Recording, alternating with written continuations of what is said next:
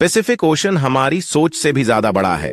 Chilli के साहिली समंदर पर पैसिफिक ओशन में अगर जमीन के आर पार सुराख भी किया जाए तो तब भी वो सुराख जमीन की दूसरी साइड पर पैसिफिक ओशन में ही निकलेगा। हमारी आज की इस वीडियो में एक बार फिर से खुशामदीद।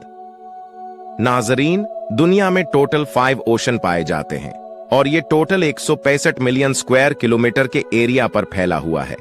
आपको ये बात जानकर हैरत होगी कि हमारी दुनिया का टोटल लैंड यानी टोटल खुश्क हिस्सा ही 148 मिलियन स्क्वायर किलोमीटर पर फैला हुआ है, जिसका मतलब ये हुआ कि बाकी 4 ओशंस हटाकर सिर्फ अगर पैसिफिक ओशन की बात की जाए तो वो अकेला ही हमारी पूरी दुनिया के तमाम पहाड़ों, रेगिस्तान, जंगलात और आइलैंड से भी काफी ज्यादा बड़ा है। इस पूरे ओशन में सिर्फ चंद आइलैंड्स हैं और वो भी इतने छोटे हैं कि वो इस आलीशान समंदर के मुकाबले में सिर्फ एक डांट के बराबर दिखते हैं। और सोने पे सुहागा, ये वो आइलैंड्स हैं जिनमें से ज्यादातर पर किसी इंसान ने आज तक कदम नहीं रखा। कुल मिलाकर बात की जाए तो अगर कोई शख्स इस पैसिफिक ओशन में गुम हो जाए तो इसके मिलने का चांस लगभग न होने के बराबर है। लेकिन आज आप एक ऐसे इंसान की रियल स्टोरी जानेंगे जो अपनी छोटी सी बोट पर इस पैसिफिक ओशन में गुम हो गया था, और वो भी सिर्फ 10 या 15 दिनों तक नहीं बल्कि पूरे 438 दिनों तक। जी हां दोस्तों, उस शख्स ने एक्सीडेंटली एक ऐसा वर्ल्ड रिकॉर्ड बना लिया था जिसको शायद कोई चाहते हुए भी तोड़ना पसंद नहीं करेगा।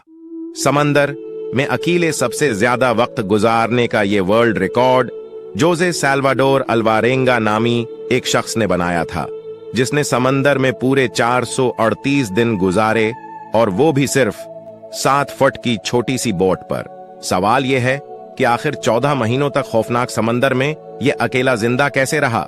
लेकिन इससे पहले हम ये जानेंगे कि ये समंदर में गया क्यों था। ये बात है 2012 की, जब मेक्सिको के एक छोटे गांव कोस्टा एजुअल में ये शख्स रहता था, जो इस वक्त 36 साल का था और ये एक एक्सपर्ट मछीरा भी हुआ करता था।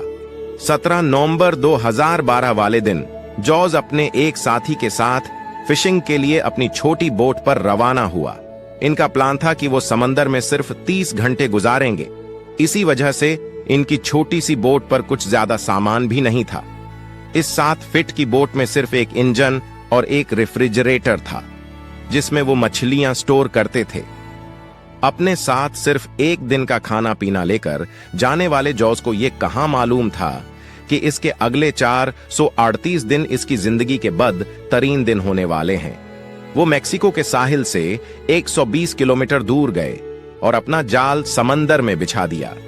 लेकिन उसी वक्त एक खौफनाक समंदरी तूफान वहां आ गया।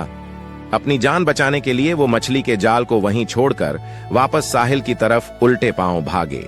पूरे 6 घंटे बोट को मुसलसल तेज रफ्तार में भगाते रहे और सुबह के 7 बजे वो साहिल से अब सिर्फ 20 किलोमीटर दूर थे और उनको अपना गांव नजर भी आने लगा था। वो इस तूफान को तो काफी दूर छोड़ आए थे, लेकिन अब इनकी किस्मत काम करना छोड़ गई थी।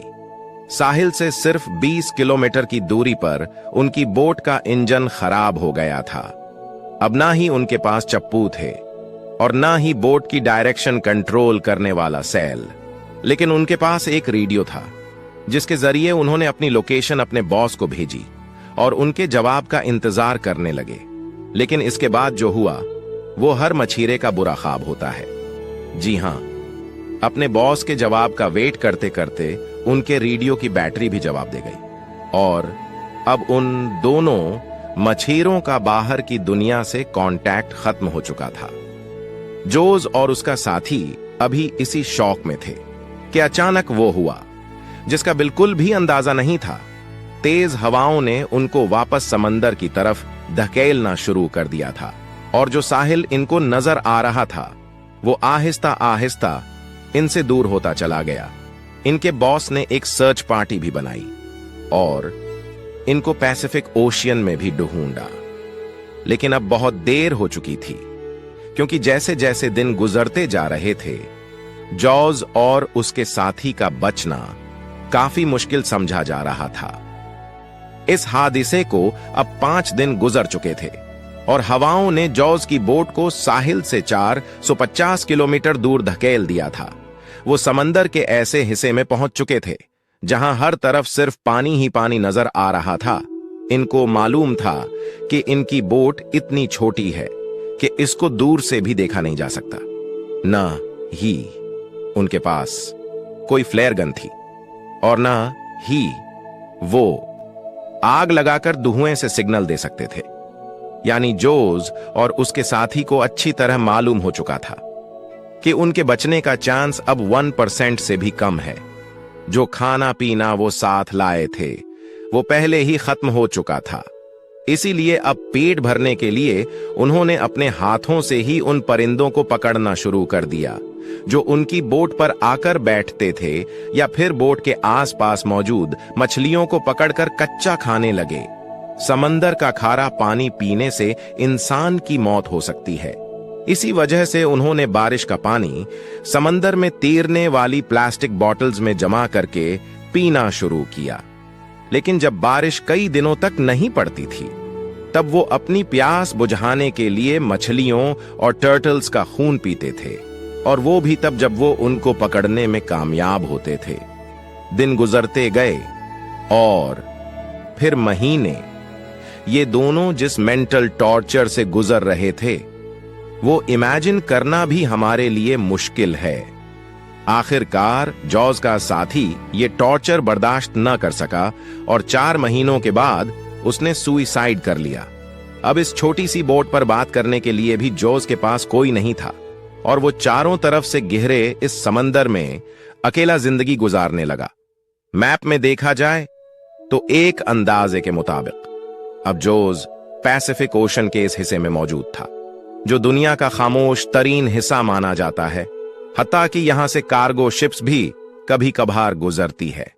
मेक्सिको के साहिल को छोड़े 6 महीनों से भी ज्यादा हो चुके थे और इस दौरान जॉज ने अपने साथी को भी खो दिया था। इसी वजह से वो काफी ज्यादा फ्रस्ट्रेटेड भी हो चुका था। एक दिन जॉज को दूर समंदर में एक कार्गो शिप गुजरती दिखाई दी। पिछले 6 महीनों में वो पहली शिप देख रहा था और ये मंजर देखते ही उसकी जिंदा रहने की उम्मीद वापस से जागने लगी। तो उसने कार्गो शिप की तरफ हर तरह के इशारे किए, लेकिन बदकिस्मती से शिप के ग्रुप को ये झूठी सी बोट नजर नहीं आई और देखते ही देखते उसकी जिंदा रहने की उम्मीदों पर एक बार फिर से पानी फिर गया कि समंदर के बीचों बीच एक दिन मौत से लड़ने के बाद जब आखिरकार जान बचाने का आसरा मिले और वो भी इग्नोर करके चला जाए तो कैसा लगेगा। 11 महीनों के बाद जोज अपनी इस छोटी सी बोट पर 8000 किलोमीटर ट्रैवल कर चुका था। इसके कपड़े भी फट चुके थे और इसके पास खुद को सनलाइट से बचाने के लिए सिर्फ एक अंडरवेस्ट बची थी। आखिरकार वो घड़ी आ ही गई जब किस्मत जोज पर मेहरबान हो गई और 30 जनवरी 2014 को, यानी पूरे 14 महीनों के बाद, जॉज ने आसपास पानी में नारियल तैरते देखे। वो समझ गया था कि कोई आइलैंड करीब आ चुका है जहां लगे नारियल दरख्तों से टूटकर पानी में तैर रहे हैं, और ये आइलैंड जोज के स्टार्टिंग पॉइंट से 11,000 किलोमीटर दूर है। ये भी जोज की किस्मत थी कि वो समंदर में एक छोटे डाट जितने आइलैंड के करीब पहुंच गया था, वरना अगर जोज से ये आइलैंड भी मिस हो जाता तो अगला स्टॉप इसका फिलिप्स में होता, जो इस आइलैंड से भी 5000 किलोमीटर मजीद दूर है। वहां से जोज को वापस अपने घर भेजा गया, जहां पहुंचते ही एक और मुसीबत ने इसको घेर लिया। जी हां, वापस पहुंचने पर जोज ने 438 डेज के नाम से एक बुक पब्लिश की, लेकिन जोज पर अपने साथी को मारने का इल्जाम लगाकर इस पर केस कर दिया गया। वही साथी जिसने जोज के मुताबिक सुइसाइड किया था। उम्मीद है कि हमारी ये वीडियो भी आप लोग भरपूर लाइक करेंगे।